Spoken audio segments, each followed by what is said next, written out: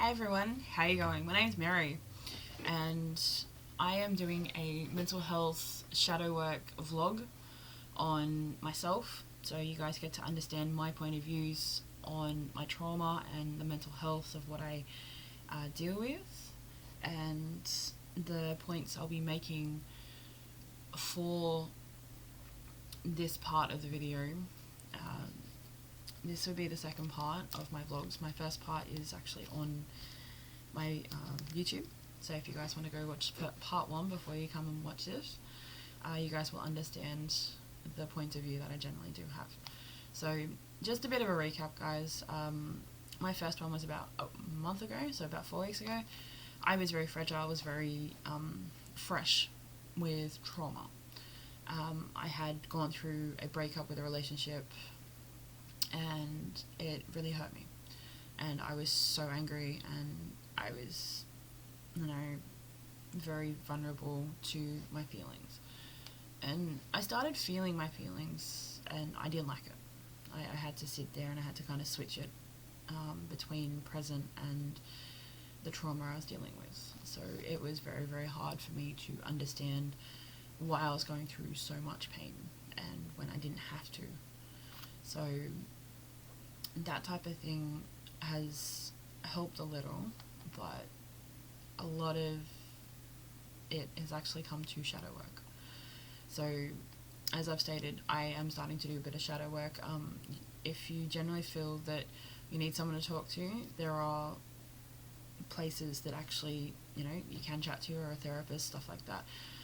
For me, at the moment, I am actually doing okay. I have support systems in place when I am getting too bad or I'm spiraling. So, but please ensure, guys, that when you actually do shadow work, that you have someone to lean on, you have someone to talk to about this. Because if you don't have a good support system and learn to lean on the people that help you, it will be more difficult for you to get through what you are dealing with than sit there and be like, oh, what am I doing? And do the whole what about me syndrome. Like everything revolves around you. A lot of the time when people do that, it's just a mental image of yourself. Like you just feel like there's no one there. Okay, and I'm here to say that there is someone there when it comes to mental health, when it comes to shadow work, when you are actually working on yourself so hard that it feel like you're breaking yourself in a million pieces. And that's what it feels like to me. When I first did my first video, I was very vulnerable, very raw, and I couldn't understand what was going on. And now that I have a look at it, that is what I needed to go through. So, with saying that, we're going through the points, guys. There's just a few points with this video, of how I'm going, my progress, and you can just really begin to understand what other aspects that can actually involve when it comes to this. So let's get to it, guys. Okay, shadow work. So a lot of people, you've probably heard a lot of stuff about people talk about shadow work, and my opinion on shadow work is that it actually helps you understand everything about you. So your darker side, the stuff that people don't want to accept because they don't want to evolve or they don't want to grow as a person. And trust me, that's fine. That is a genuine thing. There are some people out there that they don't want to stay the way they are, and that is fair. That's on them. But if you are wanting to work on yourself, or you're wanting to work on a habit or a trait that you don't like, this is where shadow work is very good for you and very beneficial as well. So, but in saying it, if you feel like you do need to talk to someone, there actually are lines, and there are people. I will put it down in the comments, a couple of the places. You can search them online. I will write the names down in the comments so that if you feel like you do need to talk to someone, there are a couple of services there that I am happy to actually put in the comments. So feel free to, scroll down and have a look at the names, stuff like that. It will hopefully help anyone that generally does look at my videos, that there is help there. So my first point that I actually had was learning to put boundaries in place. So this was a big one for me, and because of that, I am learning that not every boundary you put in place people are going to like. So there are going to be boundaries that people will start pushing towards you, or people will start using it as fuel to maybe, put hatred towards you. So, but you need to understand that those boundaries will protect you when you actually keep going through your life. So for me, my big point for putting boundaries in is I'm going to I said I was going to stop being a people pleaser. Now that is actually a very big one for me, because it has been hardwired into me for a while. So trying to unlearn that tactic, it's very hard, especially if you're so used to it. So that one I'm still working on. I'm still trying to figure where I stand when it comes to my opinions. So, but in saying that, being a people pleaser, it can do damage to your mental health, in my opinion, because when you start doing that, you start bringing in energies that are not great, that are not fantastic for, maybe for your head, or for, maybe for your heart. And I've had a few energies that have come in my past that were very toxic, very narcissistic, that were very abrupt as well. They did hurt me, because they just weren't the ones that were meant to be there for me. And I thought being a people pleaser and being there for people and be like, oh, I can be there for you, I can talk to you, I can be the support system you want, but no one was supporting me. So that point actually had to go right out the window. So that was one of them that I felt had to be worked on when it came to my shadow self, because that one is a very big one in my shadow self. I can see it. So, but I have felt also with shadow work, it helps a lot in figuring out who you are, because if you know who your shadow self is, you know who you are in real life, and those two are able to come together as like a yin and yang. So you have both. You can use your darker side to fuel your goals, your ambitions, your direction that you want. So it feels for me that it is very therapeutic as well. So, and that comes down to my second point with having boundaries: to stand your ground.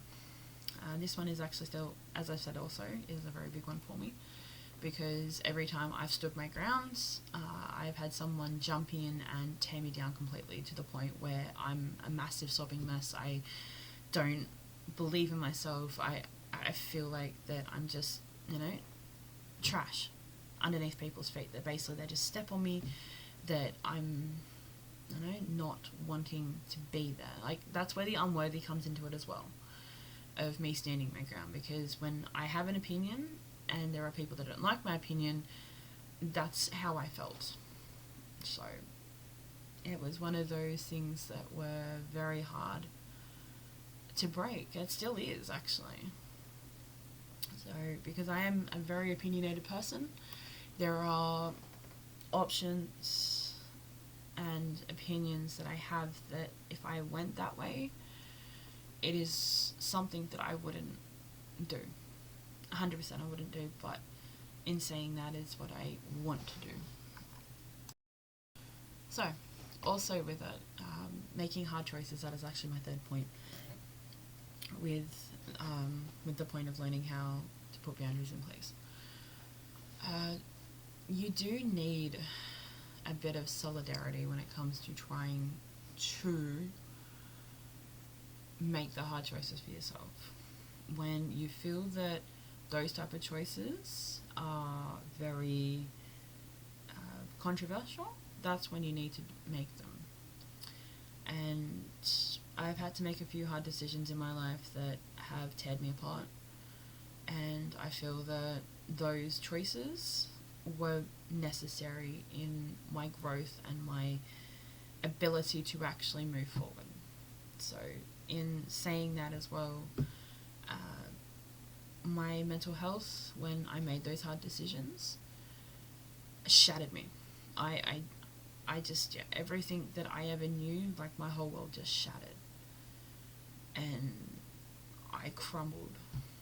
I felt that those decisions that I had made were not worthy for, for the choice that I made. But in looking back at those choices, I feel that those choices were necessary to me starting to do shadow work and starting to really work on what I want for myself. And that is why that type of thing is very important, because you're the only person that can make those hard decisions. No one else can make them for you. And if you feel that other people, like, you have to blame someone else for your misdeeds, that is usually another sign that you do need to work out where you are. So you are responsible for your own actions, for your own choices. People need to understand that. And if you don't grasp that, then that is very sad. 100% it is. So, in saying that, guys, I'm going to come to my next point in this video. So, let's start. So, my second point is relationships and a point of view, how that works in with mental health and also with the shadow work. So, the relationships I had have been very toxic, narcissistic, and very abusive. I felt that those type of relationships were normal, and when I felt that they weren't, it went against everything, every fibre of my being, in wanting to have a healthy relationship. I didn't know what a healthy relationship looks like. I still don't. And that is one of the points that I feel that you need to understand your mental health even prior to going into a relationship.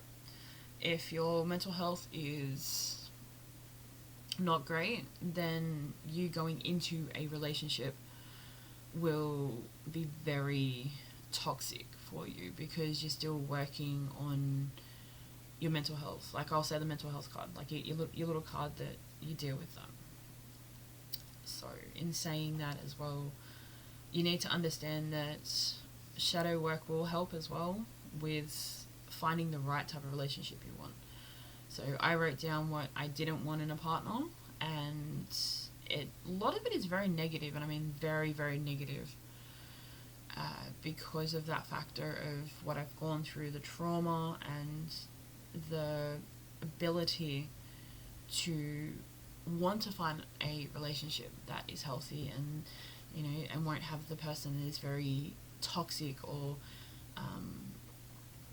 abusive towards you or gaslighting you. You want someone that is very loving and very accepting of you, and those type of traits is very hard to find when you feel that you're not worthy with that. And so it is very, very hard for me, because I keep attracting the darker side of me, and I don't want that darker side of me at the moment. And someone said to me that if you want something, you shouldn't be practicing the darker side, you should be practicing the lighter side of yourself. And that's where, the yin yang comes into it as well. And I feel that type of mentality is what I what I need or what other people need to understand themselves.